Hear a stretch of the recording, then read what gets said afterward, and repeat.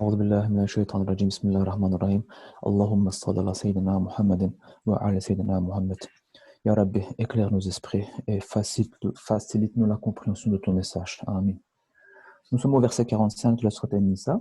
Le contexte de la Sourate An-Nisa étant, dans un premier temps, de rappeler l'importance d'être soudé au sein de la famille, donc au sein du couple.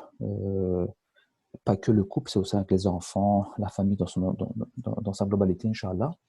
Beaucoup de consignes données et basées sur la structure familiale forte, il est conseillé de construire, d'aider à la construction d'une société saine, d'avoir une cohésion sociale au sein de la communauté dans laquelle nous vivons, Inch'Allah. Ici, les conseils vont continuer. Donc, de nombreux conseils, de nombreux pièges à éviter pour avoir une cohésion au sein de la société, pour avoir donc une population d'individus qui partagent des valeurs morales, en tout cas en termes de construction de la société et non de destruction. Il y a beaucoup de conseils qui sont donnés ici. Ça va continuer de la sorte jusqu'au verset 72, Inch'Allah, de la Sourate Nisa. Oui, donc il y a d'un côté des choses à faire pour construire quelque chose et d'un côté des points d'attention pour ne pas tomber dans un quelconque piège et éviter de détruire ce qui est en train d'être construit, Inch'Allah. Jiftab, Inch'Allah. أعوذ بالله من الشيطان الرجيم بسم الله الرحمن الرحيم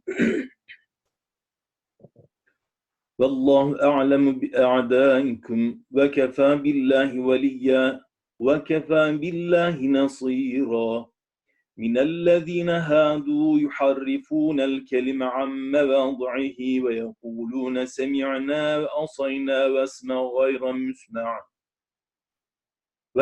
غير مسمع وراعنا ليا بألسنتهم وطعنا في الدين ولو أنهم قالوا سمعنا وأطعنا واسمع وانظرنا لكان خيرا لهم وأقوم ولكن لعنهم الله بكفرهم فلا يؤمنون إلا قليلا يا أيها الذين أوتوا الكتاب آمنوا بما نزلنا مصدقا لما معكم من قبل أن نطمس وجوها فنردها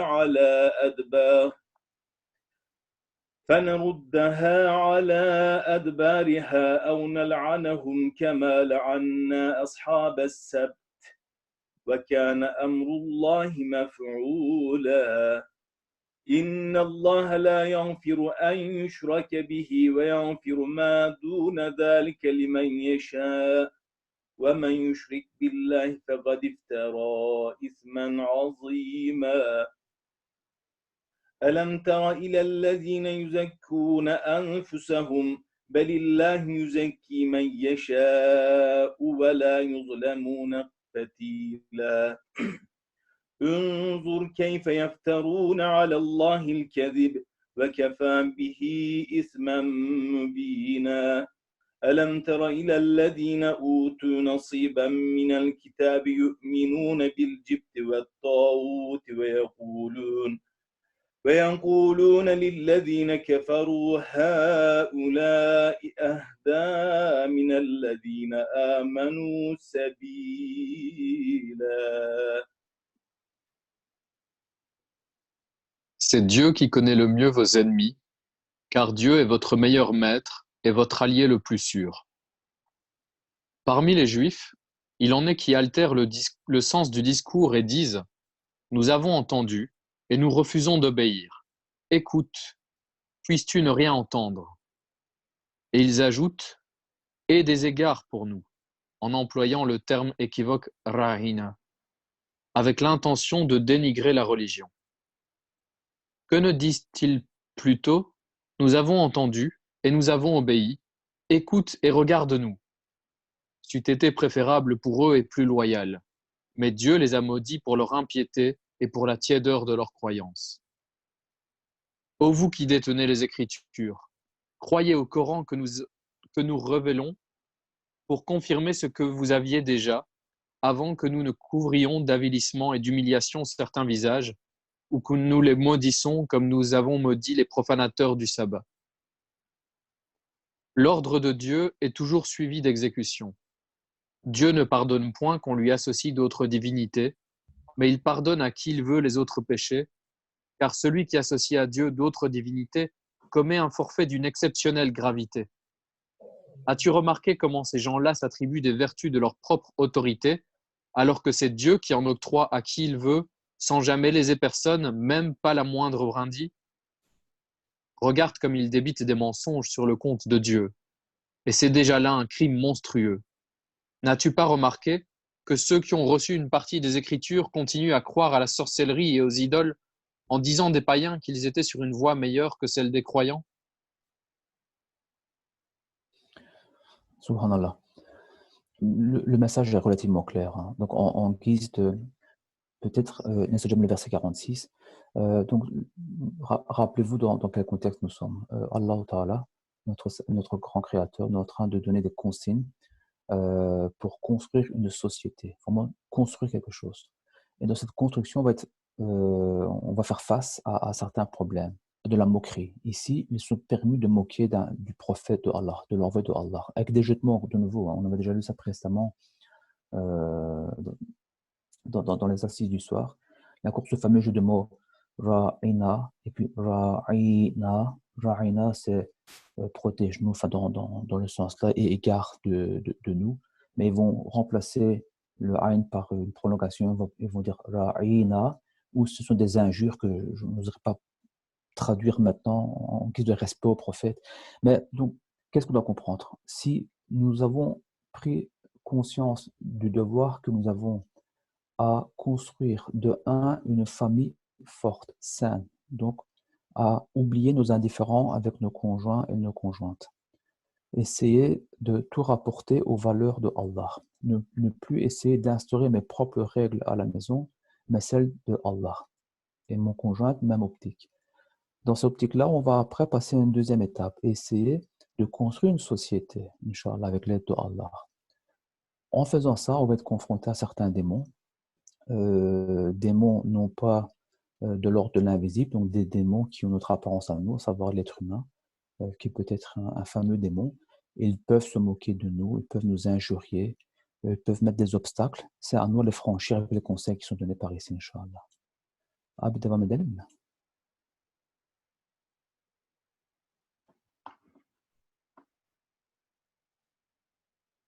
أولئك الذين لعنهم الله فمن يلعن الله فلن تجد له نصيرا أم لهم نصيب من الملك فإذا لا يؤتون الناس نقيرا أم يحسدون الناس على ما آتاهم الله من فضله فقد آتينا آل إبراهيم الكتاب والحكمة وآتيناهم ملكا عظيما فمنهم من آمن به ومنهم من صد عنه وكفى بجهنم سعيرا إن الذين كفروا بآياتنا سوف نصليهم نارا كلما نضجت جلودهم بدلناهم جلودا غيرها ليذوقوا العذاب إن الله كان عزيزا حكيما والذين آمنوا وعملوا الصالحات سندخلهم جنات تجري من تحتها الأنهار خالدين فيها أبدا لهم فيها أزواج مطهرة وندخلهم ظلا ظليلا إن الله يأمركم أن تؤدوا الأمانات إلى أهلها وإذا حكمتم بين الناس أن تحكموا بالعدل إن الله نعم ما يعظكم به إن الله كان سميعا بصيرا يا أيها الذين آمنوا أطيعوا الله وأطيعوا الرسول وأولي الأمر منكم فإن تنازعتم في شيء فردوه إلى الله والرسول إلى الله والرسول إن كنتم تؤمنون بالله واليوم الآخر ذلك خير وأحسن تأويلا.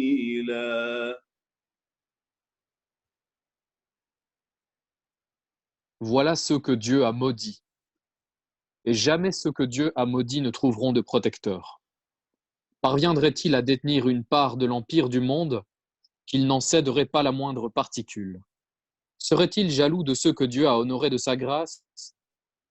Mais n'avons-nous pas déjà octroyé à la famille d'Abraham, alayhi salam, l'écriture et la sagesse, ainsi qu'un immense empire? Certains parmi eux y ont cru, et d'autres s'en sont écartés. Mais pour ces derniers, la géhenne est une peine bien suffisante. En vérité, ceux qui auront renié nos signes, nous les précipiterons dans l'enfer, et chaque fois que leur peau aura été consumée, nous leur en donnerons une autre en échange, afin qu'ils savourent toute l'horreur de leur supplice, car Dieu est puissant et sage. À ceux qui croient en Dieu et qui accomplissent les bonnes œuvres, nous donnerons pour séjour éternel des jardins où couleront des ruisseaux et où ils auront des épouses exemptes de toute souillure, avec lesquelles ils mèneront, sous des frais ombrages, une vie éternelle. Dieu vous prescrit de restituer les dépôts à leurs propriétaires et de vous montrer équitable quand vous êtes appelés à juger vos semblables. C'est là une noble mission que Dieu vous exhorte à remplir. Dieu entend tout, voit tout. Ô croyants, obéissez à Dieu, obéissez aux prophètes, alayhi salatu wassalam, et à ceux d'entre vous qui détiennent le pouvoir. En cas de litige entre vous, référez-vous-en à Dieu et aux prophètes, alayhi salatu wassalam, si votre croyance en Dieu et au jugement dernier est sincère. C'est là la démarche la plus sage et la meilleure voie à choisir. Barakallah.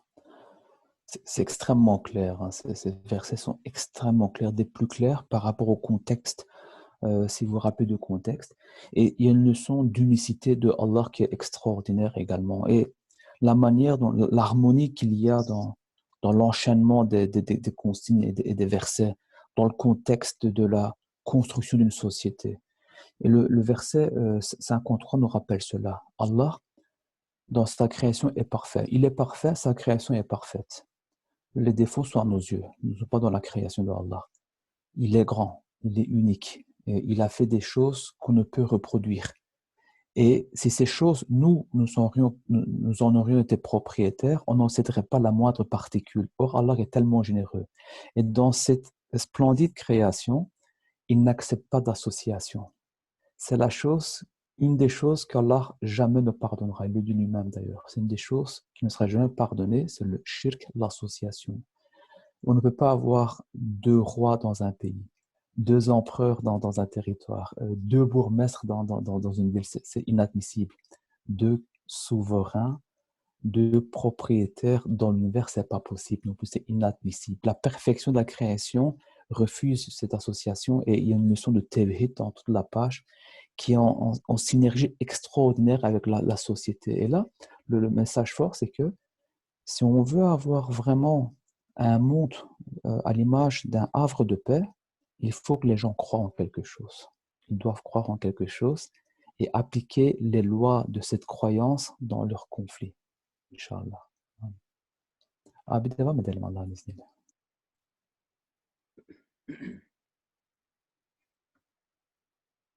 ألم تر إلى الذين يزعمون أنهم آمنوا بما أنزل إليك وما أنزل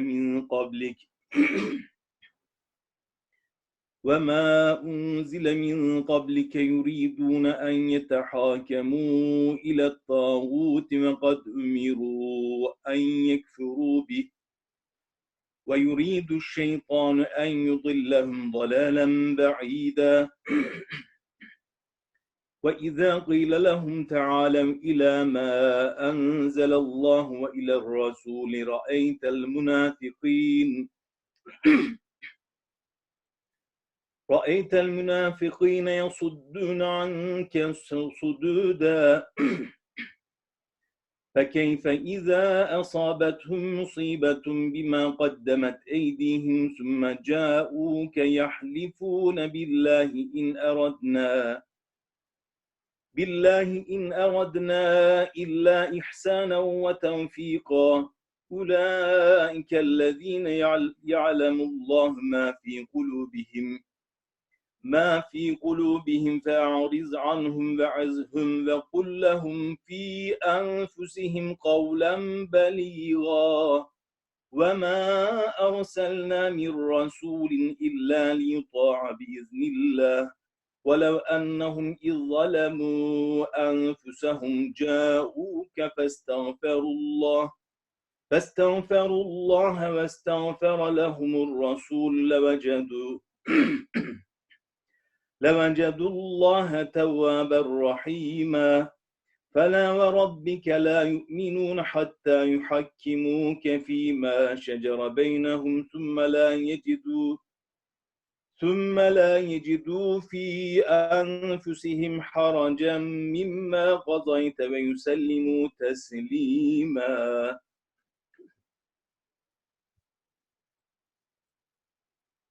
N'est-il pas étonnant de voir ces gens qui prétendent croire à ce qui t'a été révélé et à ce qui a été révélé avant toi, recourir à l'arbitrage de fausses divinités qu'ils avaient pourtant reçu l'ordre de renier? Ainsi Satan veut les enfoncer davantage dans la voie de l'égarement.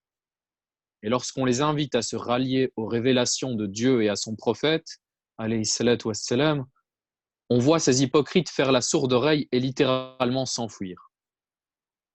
Qu'adviendra-t-il lorsqu'un malheur sanctionnant leurs propres agissements s'abattra sur eux et qu'ils viendront vers toi, jurant par Dieu qu'ils ne désiraient que la concorde et la bonne entente entre les hommes?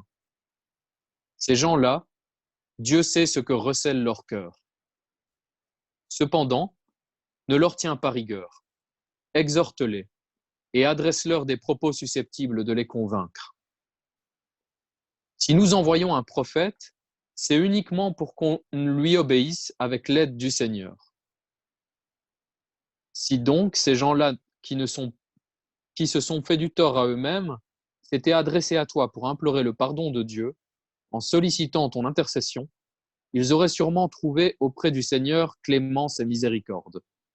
Non, par ton Seigneur, ces gens ne seront de vrais croyants que lorsqu'ils t'auront pris pour juge de leurs différends et auront accepté tes sentences sans ressentiment en s'y soumettant entièrement. Subhanallah. Le dernier verset, il fait extrêmement peur. Donc je vous invite à le relire et à le relire et à le relire. Il fait extrêmement peur. Le verset numéro 65. Mais attendons un peu sur le verset 64, Inch'Allah. C'est un point très fort. Nous sommes ici donc durant le mois de Ramadan, où on va lire dans nos sources parlant du mois de Ramadan comme étant un mois de miséricorde. La miséricorde, la rahma, donc un mois de rahma, miséricorde, ça fait allusion au pardon de Allah. Allah veut nous pardonner, mais on doit lui donner un prétexte pour gagner son pardon. Et ici, le verset est un message très très fort, où il dit qu'on doit demander l'intercession à Rasul sallam, mais il est décédé.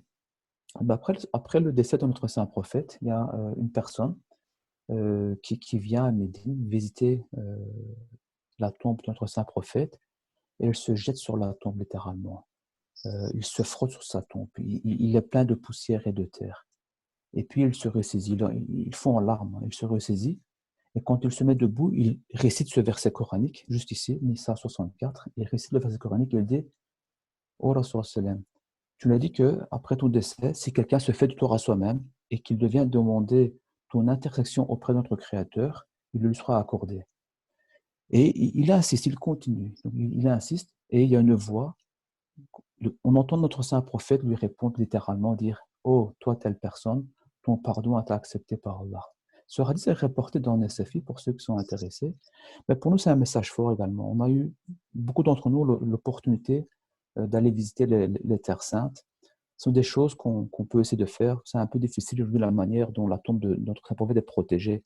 Mais même si on ne peut pas le faire physiquement, l'état d'esprit, l'intention de demander son intercession. Et pour avoir l'intercession de notre prophète, vous savez personnellement bien qu'on doit vivre sa tradition prophétique. Au plus on va être comme notre prophète, au plus on sera digne de bénéficier de son intercession auprès de notre Saint Créateur, Inch'Allah. Qu'Allah pardonne nos péchés et qu'il nous fasse prendre le livre comme juge quand nous avons des indifférents entre nous, Inch'Allah. Amen.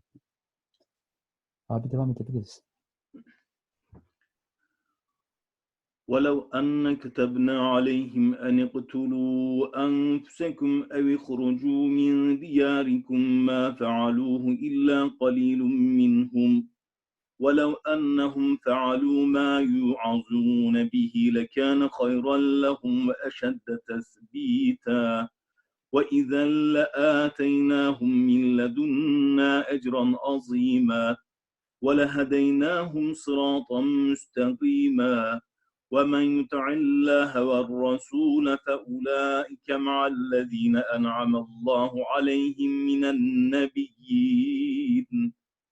من النبيين والصديقين والشهداء والصالحين فحسن أولئك رفيقا ذلك الفضل من الله وكفى بالله عليما يا أيها الذين آمنوا خذوا خزركم فانفروا ثبات أو انفروا جميعا وإن منكم لمن ليبطئن فإن أصابتكم مصيبة قال قد أنعم الله علي إذ لم أكن معهم شهيدا ولئن أصابكم فضل من الله ليقولن كأن لم تكن بينكم وبينه مودة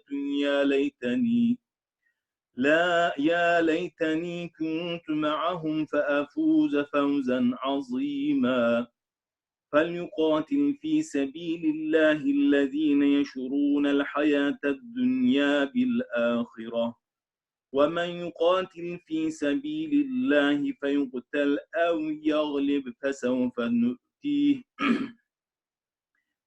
نؤتيه أجرا عظيما.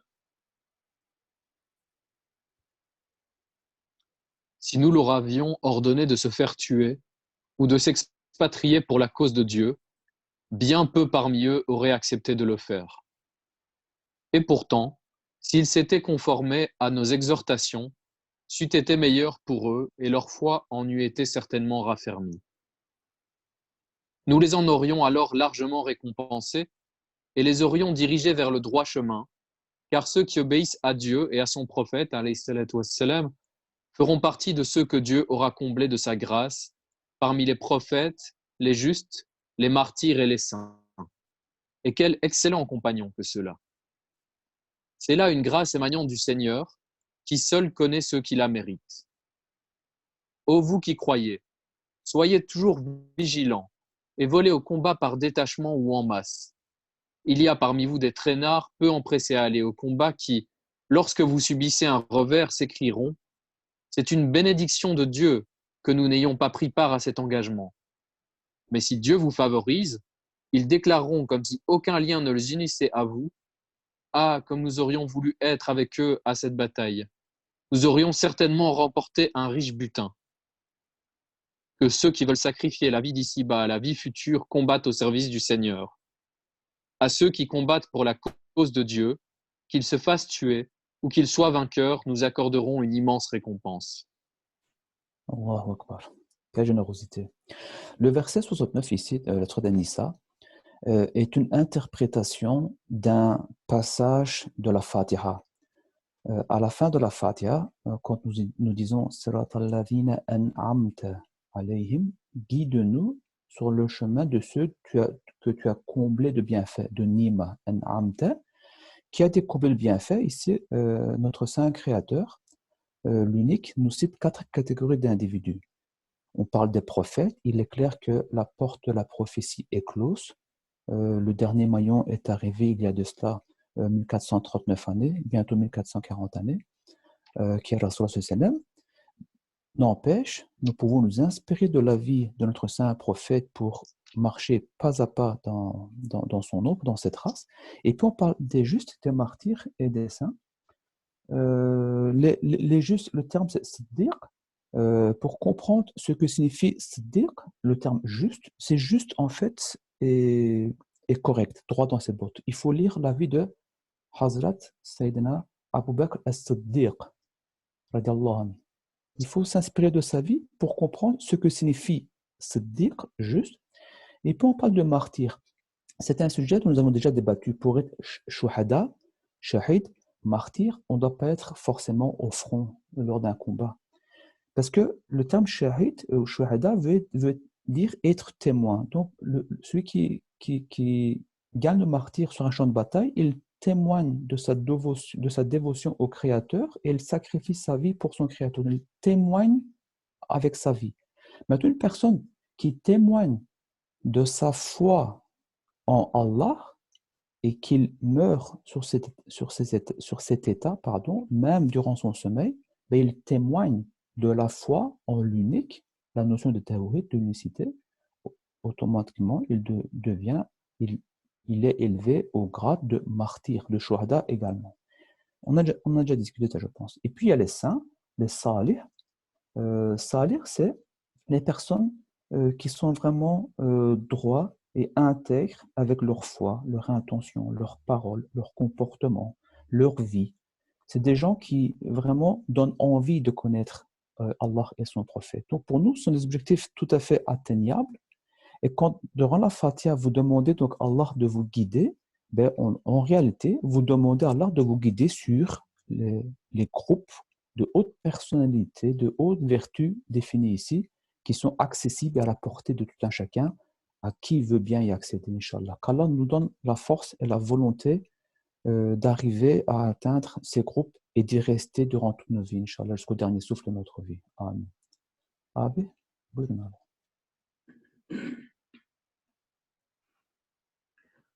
وما لكم لا تقاتلون في سبيل الله والمستضعفين من الرجال والنساء والولدان الذين يقولون ربنا أخرجنا من هذه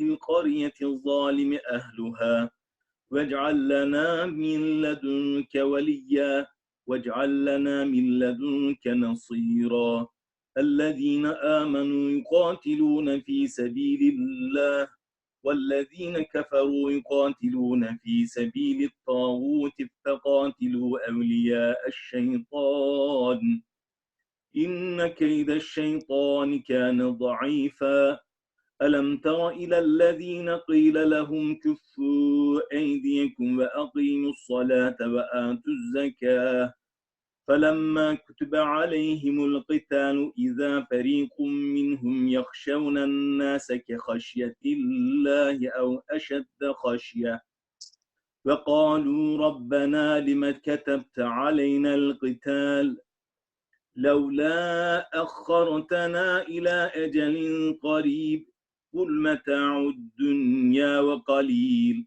والآخرة خير لمن اتقى ولا تظلمون فتيلا أينما تكونوا يدرككم الموت ولو كنتم في بروج مشيدة وإن تصبهم حسنة يقولوا هذه من عند الله وإن تصبهم سيئة يقولوا هذه من عندك قل كل من عند الله فما لهؤلاء القوم لا يكادون يفقهون حديثا ما أصابك من حسنة فمن الله وما أصابك من سيئة فمن نفسك وأرسلناك للناس رسولا وكفى بالله شهيدا.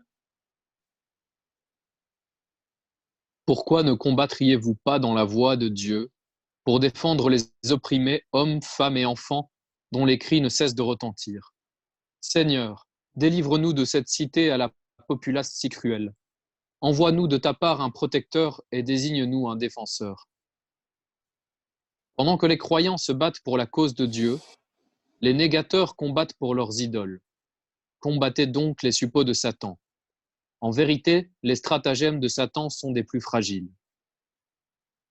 N'as-tu pas remarqué la réaction de certains de ces gens à qui on avait dit de cesser les hostilités et de se consacrer à l'accomplissement de la salate et à la pratique de la zakat, et qui, lorsque l'ordre de reprendre le combat fut ensuite donné, se mirent à craindre l'ennemi comme on craint Dieu, sinon plus encore? Seigneur, s'écrie-t-il, pourquoi nous prescris-tu de reprendre le combat? que ne reportes-tu cette prescription à une date ultérieure? Dis-leur, le plaisir que procure la vie en ce monde est bien précaire, tandis que la vie future a bien plus de valeur pour les croyants qui n'y subiront pas la moindre injustice. Où que vous soyez, la mort vous atteindra, puissiez-vous dissimuler dans des tours inexpugnables. Quand ils ont à se féliciter d'un événement heureux, ils disent « Cela vient de Dieu ». Mais quand ils ont à déplorer un malheur qui les frappe, ils t'accusent, toi, prophète, d'en être l'auteur. Dis-leur, tout événement procède de Dieu, que ces gens-là sont durs à comprendre. Tout bien qui t'arrive vient de Dieu, et tout mal qui te frappe trouve son origine en toi-même. Nous t'avons envoyé comme messager aux hommes. Le témoignage de Dieu est largement suffisant. Alhamdulillah. Le témoignage de Allah est largement suffisant. Le verset 76, il s'adresse aux croyants. Alladhina amanu. On nous amène 76 à combattre, à se battre. Le terme utilisé est qatl. Donc rappelez-vous, il y a différentes terminologies pour le combat.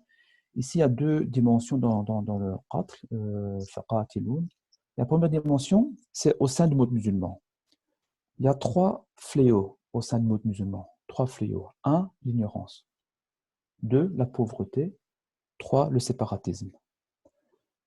On doit battre, lutter contre l'ignorance. Comment? Comme on est en train de faire ici, en lisant, en s'instruisant. Pas seulement les sciences émanant du livre révélé, mais également les sciences émanant du livre créé, à savoir les sciences positives, humaines et sociales. On doit vraiment avancer dans toutes les dimensions de la connaissance. Deuxième point, c'est par rapport à la pauvreté. On doit s'enrichir. Le musulman doit s'enrichir, pas pour vivre dans le luxe ou dans la luxure, pas pour vivre un semblant de paradis ici-bas. Il doit s'enrichir. Pourquoi? Pour éradiquer la pauvreté, fléau qui tape le monde musulman. 3, le séparatisme. Les musulmans ne se parlent plus, ils se font la guerre. Il y a des chiffres qui font très mal au cœur. Il paraîtrait que tous les jours, en moyenne, 1000 musulmans viendraient à mourir. 900 de ces 1000 seraient tués par d'autres musulmans. Le séparatisme va jusqu'à mettre fin à la vie de son frère et de sa sœur, sans compter les vieilles personnes et les enfants. Le monde aujourd'hui est ainsi fait. Donc il y a le séparatisme, la haine au sein du monde musulman. On doit livrer un combat sans remercier contre ces fléaux-là. On doit les éradiquer. On doit essayer, Inch'Allah. Il n'y a pas de formule secrète. Je n'ai pas une baguette magique, vous non plus. On doit réfléchir, à être constructif, à suivre les prescriptions coraniques, Inch'Allah, pour arriver. Et puis il y a le combat vers le monde extérieur également. Le combat vers le monde extérieur se fait avec les armes de l'ennemi, à égalité. Quelle est l'arme du monde extérieur aujourd'hui? La connaissance, l'information.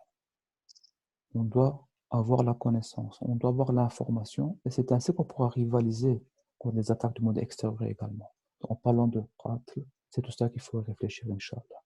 Qu'Allah ne nous prive pas de son aide, Inch'Allah, face à notre mission d'adorateur et d'essayer d'être des individus qui vont participer à l'acceptation du message de Allah au sein du genre humain. Amen. Adi buyuralım mı?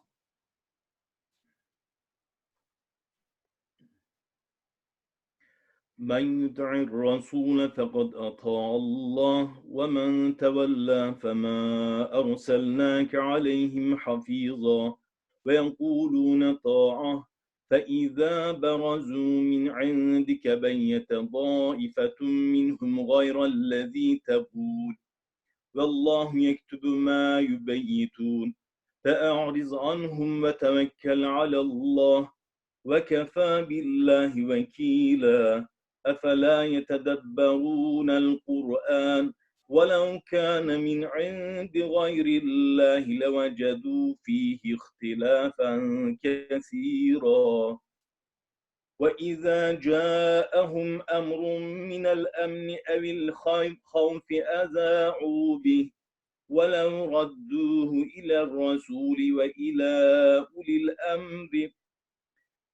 أولي الأمر منهم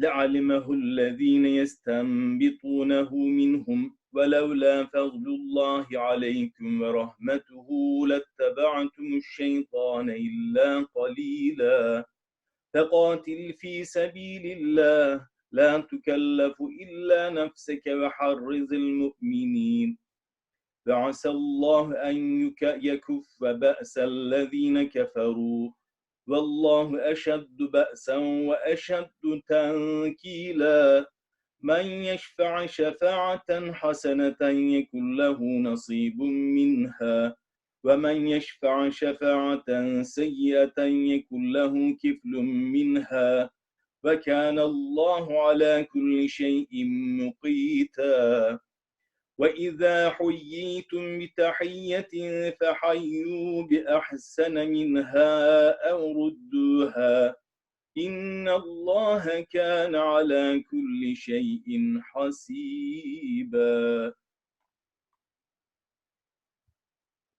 Celui qui obéit au prophète, alayhi salatu wassalam, obéit en fait à Dieu. Quant à ceux qui se détournent de toi, nous ne t'avons pas envoyé pour assurer leur sauvegarde. Ils disent en ta présence, nous t'obéissons. Mais aussitôt qu'ils te quittent, certains d'entre eux commencent à comploter en secret pour contrecarrer tes ordres. Or Dieu enregistre toutes leurs manigances. Ne te laisse donc pas impressionner par leurs manœuvres, mais plutôt ta confiance en Dieu, dont la seule garantie te suffira. Ne médite-t-il donc jamais le Coran? S'il émanait d'un autre que Dieu, n'y trouverait-il pas de multiples contradictions?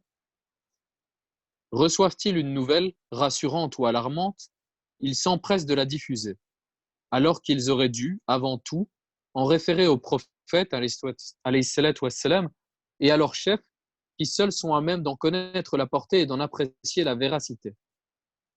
En vérité, n'eût été la grâce du Seigneur et sa miséricorde, vous auriez tous, à de rares exceptions, été entraînés par Satan. Persévère dans le combat pour la cause de Dieu, et bien que tu ne sois responsable que de toi-même, stimule l'ardeur des fidèles au combat, car Dieu brisera bien un jour ou l'autre la puissance des infidèles. Dieu est infiniment plus puissant et autrement plus redoutable dans son châtiment. Celui qui intercède dans un but louable en aura sa part, et celui qui intercède dans un but blâmable en aura sa part. Dieu veille sur toutes choses. Lorsqu'on vous adresse un salut, rendez-le de façon plus courtoise, ou tout au moins rendez-le. Dieu vous demandera compte de tout. Subhanallah. On va s'arrêter sur le dernier verset, c'est le numéro 86, Inch'Allah. Un petit cours de adab, de comportement. Quand deux musulmans se rencontrent, il est sunnah de se saluer, donc assalamu alaikum, ou bien assalamu alaikum wa rahmatullah, ou bien assalamu alaikum wa rahmatullah wa barakatuh. C'est la formule prophétique. C'est une sunnah, mais y répondre est une obligation, à la lumière de ce verset, c'est une obligation. Donc, selon les terminologies dans le livre de fiqh, certains vont dire wajib, d'autres fars al-kifaya. Donc, c'est un fars, une personne du groupe répondant à l'appel, le groupe est considéré comme correct vis-à-vis de cette dette, de ce droit. Enfin, c'est technique, hein. Pour ceux que ça intéresse, on peut un petit peu plus débattre. Mais le salam, le salut, c'est un point très important ici. Notre saint prophète dit tant que vous ne croirez pas en Allah, vous n'irez pas au paradis. Et tant que vous ne vous aimerez pas entre vous, vous ne croirez pas correctement en Allah. Est-ce que vous voulez que je vous enseigne quelque chose de facile pour vous aimer les uns les autres? Répondez le salut. Donc nous, entre musulmans, musulmanes, on doit se répondre le salut. On se rencontre, assalamu alaikum. C'est vraiment demander le salut. Le salut, c'est une félicité éternelle, c'est-à-dire le paradis éternel, c'est-à-dire le pardon de Allah. Ce n'est pas un simple bonjour, hello. C'est beaucoup plus profond. Assalamu alaikum. C'est d'ailleurs pour ça qu'il nous a interdit de donner le salut d'Allah sur une personne qui ne croit pas en Allah, à cause, pour éviter du fait que Allah dit que si une personne ne croit pas en lui, il ne peut bénéficier des bienfaits du paradis. Mais demander le salut, c'est demander le paradis, donc c'est demander quelque chose qu'Allah a interdit. Enfin bref, c'est de la technique encore, mais répondre le salut. Et la personne qui doit répondre, qui entend le salut, va répondre de la même formule ou bien une formule meilleure. Ça, c'est une règle qu'on doit vraiment instaurer entre nous, au sein de notre famille, entre l'époux, l'épouse, envers les enfants entre frères et sœurs, et ainsi de suite. On va vraiment répondre au salut de Allah et se rappeler du sens du salut de Allah, Inch'Allah. Buyurun. الله لا إله إلا هو ليجمعنكم إلى يوم القيامة لا ريب فيه ومن أصدق من الله حديثا فما لكم في المنافقين فئتين والله أركسهم بما كسبوا أتريدون أن تهدوا من أضل الله ومن يضلل الله فلن تجد له سبيلا ودوا لو تكفرون كما كفروا فتكونون سواء فلا تتخذوا منهم أولياء حتى يهاجروا في سبيل الله فإن تولوا فخذوهم واقتلوهم حيث وجدتموهم ولا تتخذوا منهم وليا ولا نصيرا إلا الذين يصلون إلى قوم بينكم وبينهم ميثاق أو جاءوكم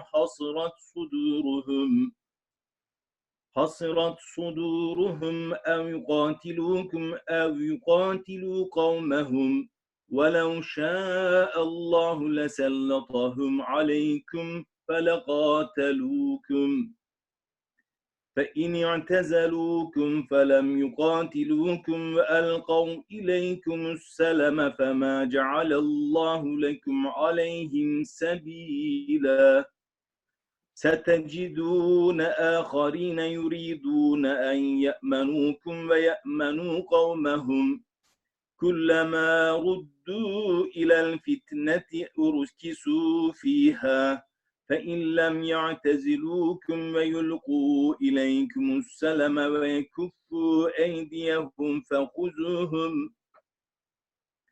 فخذوهم واقتلوهم حيث ثقفتموهم وأولئكم جعلنا لكم عليهم سلطانا مبينا.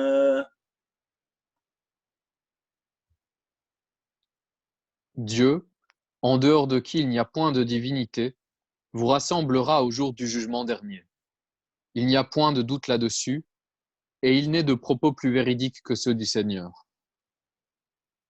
Qu'avez-vous à vous diviser en deux clans à propos des hypocrites? Dieu ne les a-t-il pas refoulés dans le camp des impies pour le prix de leurs agissements? Vous voulez donc remettre dans le droit chemin ceux que Dieu a égarés? Mais il n'y a point de rachat pour ceux que Dieu a voués à l'égarement. Ils souhaitent tant vous voir perdre votre foi, comme ils l'ont eux-mêmes perdue, pour que vous soyez tous pareils. Ne formez pas de liaison avec eux tant qu'ils ne se seront pas engagés résolument dans la voie du Seigneur. Mais s'ils optent carrément pour l'apostasie, saisissez-les et tuez-les où que vous les trouviez. Gardez-vous de prendre parmi eux des amis ou des auxiliaires, excepté ceux qui rejoignent un clan avec lequel vous avez conclu un pacte, ou ceux qui viennent à vous, le cœur meurtri ne sachant s'ils doivent combattre contre vous ou contre leur propre clan. Or, si Dieu l'avait voulu, il les aurait poussés contre vous et il vous aurait attaqué. Si donc ces gens-là se tiennent à l'écart et au lieu de vous attaquer vous offrent la paix, Dieu ne vous donne plus aucun droit de les inquiéter. Vous en trouverez d'autres qui désirent avoir des rapports pacifiques aussi bien avec vous qu'avec les leurs, mais qui, à chaque fois qu'ils sont invités à pratiquer l'idolâtrie, y retombent en masse. Si ces gens-là ne se mettent pas à l'écart, ne vous offrent pas la paix et ne s'abstiennent pas de vous agresser, alors saisissez-les et tuez-les où que vous les trouviez. Nous vous donnons sur eux plein pouvoir. Subhanallah. On va revenir au verset 87, Inch'Allah. On l'a déjà dit à maintes reprises, hein, les versets traitant différentes formes de guerre et ainsi de suite, on ne va pas les aborder pendant les cours de ce soir, ça serait inopportun. Par contre, ce que je désire, on pourra organiser une session pleine par rapport au djihad, au qatl, enfin les différentes terminologies utilisées en termes de guerre. Alors revenons ici, culture générale coranique. Quand on étudie les sciences du tafsir, donc la science d'interprétation coranique, l'exégèse, il y a différentes méthodologies. Sans aller vraiment dans le détail, il y a une interprétation des sens, entre guillemets, qu'on pourrait appeler ouverts. Donc, on lit, on comprend quelque chose, et puis il y a ce qu'on appelle dans la méthodologie d'interprétation les sciences cachées, donc, où on fait allusion à des choses. Donc, il faut toujours comprendre dans les deux sens. Le verset 87 est en liaison forcément avec le verset 86, où Allah nous invite à répandre le salut. Donc, le sens ouvert, on en a débattu précédemment. Le sens caché est, vous devez répondre le salut, c'est-à-dire vous devez répandre l'islam. Vous devez inviter les gens à l'islam avec la méthodologie, avec la courtoisie. Et on doit toujours se rappeler qu'on a des comptes à rendre à Allah de toutes choses. On doit vraiment travailler de façon méthodique, structurée, de façon organisée, à inviter les gens à l'islam. Répondre le salut, ça veut dire cela. Et Allah nous met en garde contre quelque chose. Il y a un hadith de notre saint prophète qui nous avertit là-dessus également, qui dit l'islam est né de façon qarib, étrange. Et ce sont les gens qarib qui vont supporter la cause de Allah, des gens étranges.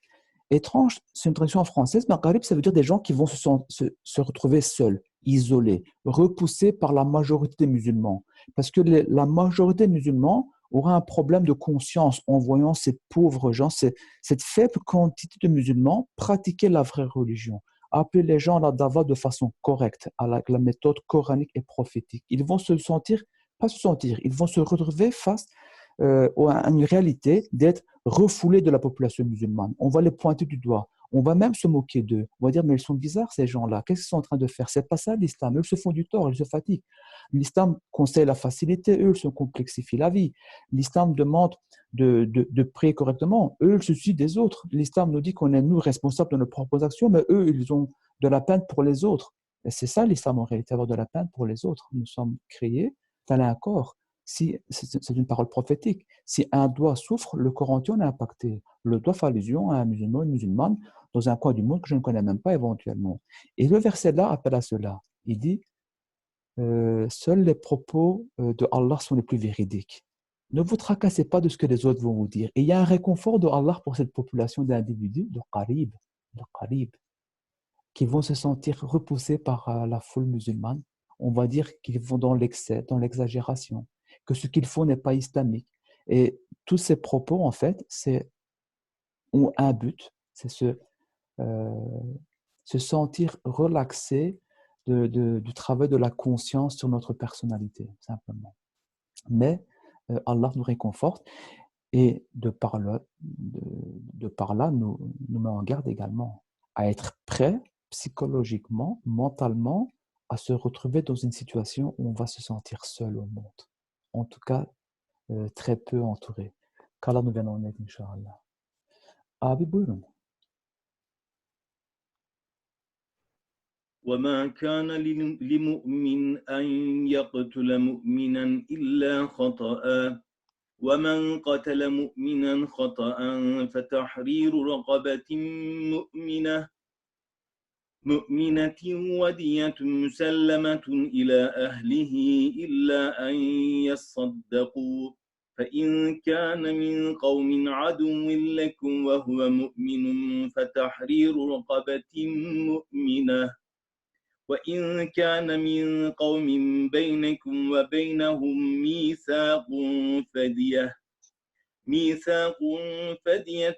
مسلمة إلى أهله وتحرير رقبة مؤمنة فمن لم يجد فصيام شهرين متتابعين توبة من الله وكان الله عليما حكيما ومن يقتل مؤمنا متعمدا فجزاؤه جهنم خالدا فيها وغضب الله عليه ولعنه وأعد له عذابا عظيما يا أيها الذين آمنوا إذا ضربتم في سبيل الله فتبينوا ولا تقولوا لمن ألقى إليكم السلام لست مؤمنا تبتغون عرض الحياة الدنيا فعند الله مغانم كثيرة كذلك كنتم من قبل فمن الله عليكم فتبينوا إن الله كان بما تعملون خبيرا. Aucun croyant n'a le droit de tuer un autre croyant si ce n'est par erreur. Si un tel acte se produit, le coupable devra affranchir un esclave croyant et verser à la famille de la victime le prix du sang, à moins que les ayants droit n'en fassent remise. Si la victime est un croyant qui appartient à un groupe hostile, le meurtrier affranchira seulement un esclave croyant. Mais si la victime appartient à un groupe auquel vous êtes lié par un pacte, la remise du prix du sang à la famille et l'affranchissement d'un esclave croyant seront exigés du meurtrier. Si ce dernier n'en a pas les moyens, il devra observer un jeûne de 2 mois consécutifs à titre d'expiation prescrite par Dieu, l'omniscient, le sage. Quiconque donne la mort intentionnellement à un croyant aura pour rétribution la géhenne, où il demeurera éternellement, exposé à la colère et à la malédiction du Seigneur, et sera voué à d'immenses tourments. Ô vous qui croyez, lorsque vous entrez en campagne pour la cause de Dieu, soyez clairvoyants. Ne vous hâtez pas de traiter en ennemi celui qui vous adresse un salut amical en lui disant « Tu n'es pas croyant », dans le but inavoué de lui prendre ses biens. Sachez que Dieu dispose d'immenses richesses. D'ailleurs, vous-même, vous n'avez pas toujours été croyant avant que Dieu ne vous ait reçu dans sa grâce. Agissez donc avec discernement, car Dieu est parfaitement informé de ce que vous faites. Subhanallah. Sur le verset 94, le dernier verset qu'on vient juste de lire, bon, ici c'est clair, hein, c'est pour des versets très très très techniques par rapport à ce que nous devons faire. Imaginez à deux pays qui se livrent la guerre. Il y a dans les deux armées des musulmans. Si un musulman viendra tuer un autre musulman dans notre pays, parce qu'il fait partie de l'armée militaire, ben voilà, il y a des règles à respecter ici par rapport à ces erreurs-là. On ne va pas rentrer dans le détail technique, Inch'Allah, mais ici, il y a une règle. Ne dites pas à quelqu'un, tu n'es pas croyant s'il donne signe de croyance, dans l'idée de lui prendre ses biens. Certains le font aujourd'hui, hein. Certains qui se retrouvent sur un étendard noir font cela aujourd'hui, mais peu importe.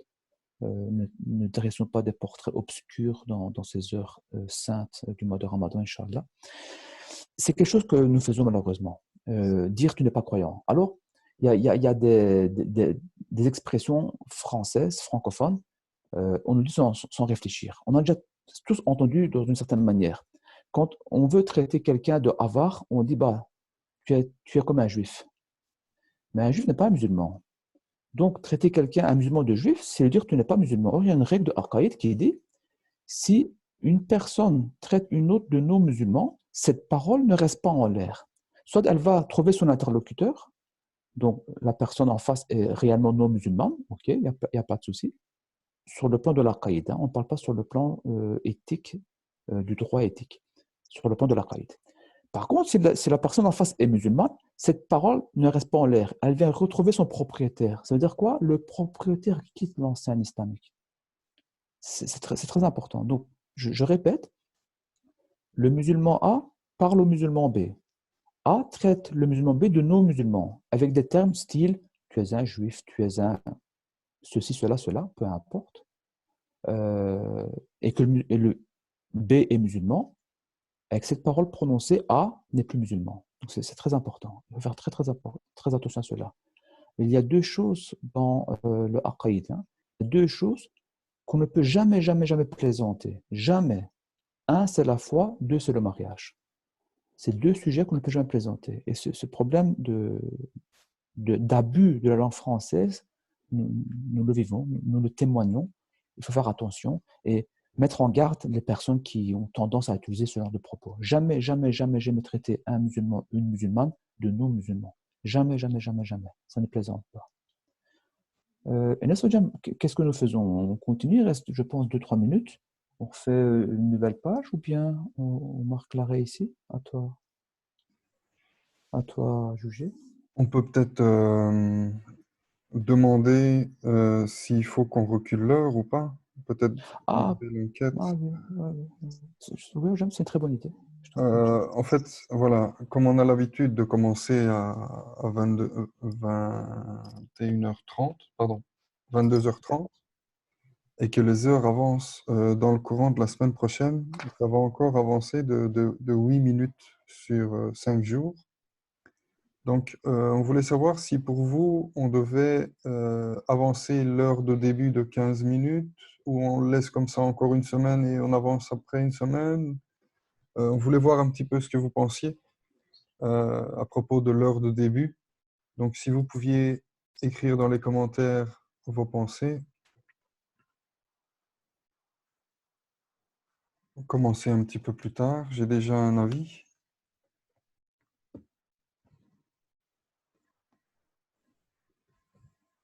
Ah oui, donc ici, l'idée serait de ne pas commencer à 22h30, mais à 22h45 et de terminer à 23h45, c'est ça, hein? Oui, exactement. Garder une heure de lecture, mais l'avancer de 15 minutes. Mais bon, voilà, il y en a qui travaillent, il y en a qui sont à la maison.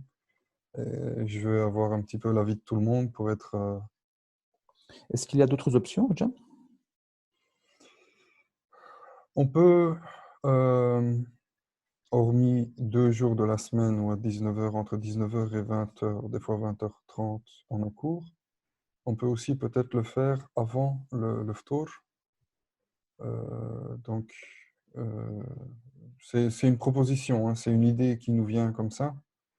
Il faudrait juste nous donner votre avis pour qu'on puisse, nous aussi, Mhm. euh, Quelque chose du style 19h-20h, par exemple. oui, 19h, 20h, ça peut être 19h, 20h, sauf pour le mardi et samedi où ce serait 22h45, 23h45, par exemple. Mhm. Mhm. J'ai 4 avis qui sont pour 22h45 et 2 avis qui seraient tentés à rester encore un petit peu sur cette heure-ci. Donc, Ok. La majorité, c'est quoi, Jam? c'est 3 contre 4. La majorité l'emporte à 22h45. Début Ah, 22h45. et on ferait ça à partir de quand, alors? S'il n'y a pas d'autres avis qui tombent entre-temps. Euh, je regarde un petit peu les avancées de... Oui, mais j'ai pas fait attention à ça, je n'ai pas regardé. Je ne sais pas trop t'aider par rapport à ça, malheureusement. Et je n'ai pas de calendrier face à moi. Pour que ce soit facile à retenir, on pourrait peut-être faire ça à partir du 5 du 5. Donc, le soir du... Mardi.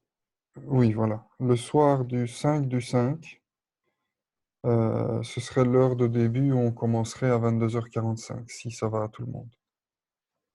Puisque ça aura déjà avancé un petit peu jusque-là. C'est un petit peu Mhm. une façon de couper la poire en deux pour ceux qui voulaient garder l'heure initiale. Oui, donc je vois le 5, le Maghreb, c'est autour de 21h. Ça dépend les villes, mais 21h14, 15 ici. Voilà, exact. Donc voilà, on commencerait 1h30 après. Ça me paraît bien. Mhm. Histoire de prendre son petit thé, son petit café après avoir mangé aussi pour repartir avec une lecture en pleine forme. Donc, C'est pas mal. voilà. Euh, Donc, deux soirées à 22h30, donc le dimanche et le lundi soir. Et mardi soir, on se retrouvera, Inch'Allah, à 22h45. C'est correct, hein? voilà. Bah, on fera alors on rappellera ça la veille, hein. Ouais, ouais. On va rappeler ça jusque ce jour. Jusqu'au Mhm. 5. Avec, On va essayer Anas Adjam, avec le changement d'heure, est-ce que le lien change ou pas? non, le lien reste identique Ok, euh, et la page YouTube reste identique aussi. c'est ça. Il n'y a pas de problème de ce point de vue-là. Mhm. Je vais clôturer alors si vous le permettez. أعوذ بالله من الشيطان الرجيم بسم الله الرحمن الرحيم والعصر إن الإنسان لفي خسر إلا الذين آمنوا وعملوا الصالحات وتواصوا بالحق وتواصوا بالصبر صدق الله العظيم سبحان ربك رب العزة عما يصفون وسلام على المرسلين والحمد لله رب العالمين. الفاتحة مع الصلوات. السلام عليكم tout le monde. السلام عليكم. Salam wa rahmatullah.